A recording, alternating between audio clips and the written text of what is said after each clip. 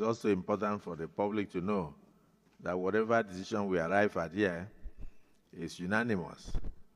And I recall the last decision we took, and which concerned one of our sisters here, the senior Senator Natasha. I'm also aware that when she left the chambers, she went to Brakete Radio, and she went to Arise Television, and she distorted the facts. I'm aware further that she has now externalized the matter by attempting to embarrass the Federal Republic of Nigeria by going to give a narrative at the IPU UN event, totally different from what occurred in the Senate. But I want to thank our Right Honorable Member, Kafilat, right? That's her name.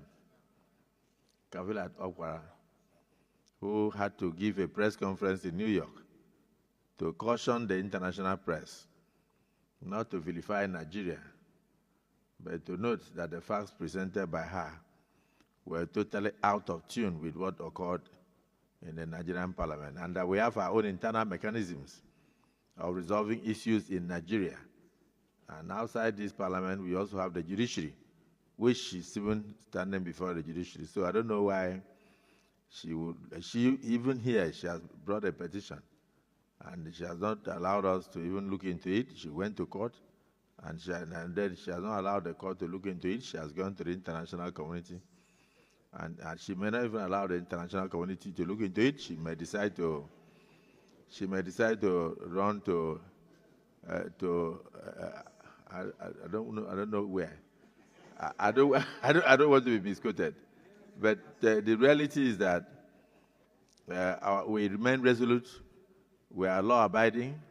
We operate through the rules of the Senate, which is an extension of the powers and privileges given to us by the ground norm, the Constitution of the Federal Republic of Nigeria.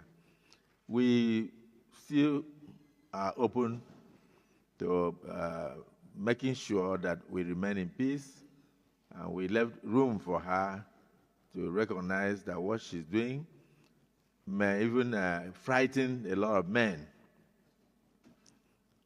in future from even appointing or selecting female deputy governors.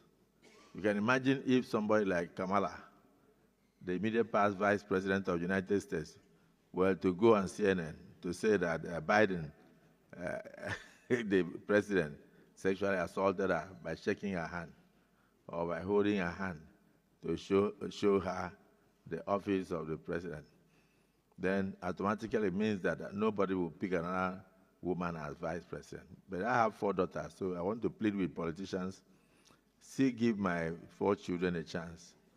Do not take the action of one person and punish others. My religion and the Bible are forbidden that the sins of the father will no longer be visited on the children. So please, we still have so confidence in our female folk.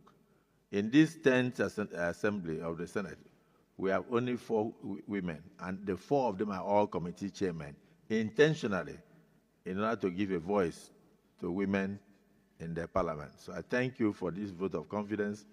I will not take it for granted, and I also have confidence in you and your ability to continue to contribute your quota towards nation building. Let's remain focused on why we are here.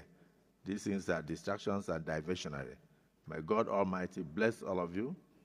May God, using this Ramadan and Lent period, endow you with more wisdom, protect you, protect your families, and then bring more prosperity to our nation through Asiwaju Bola Ahmed Tinubu.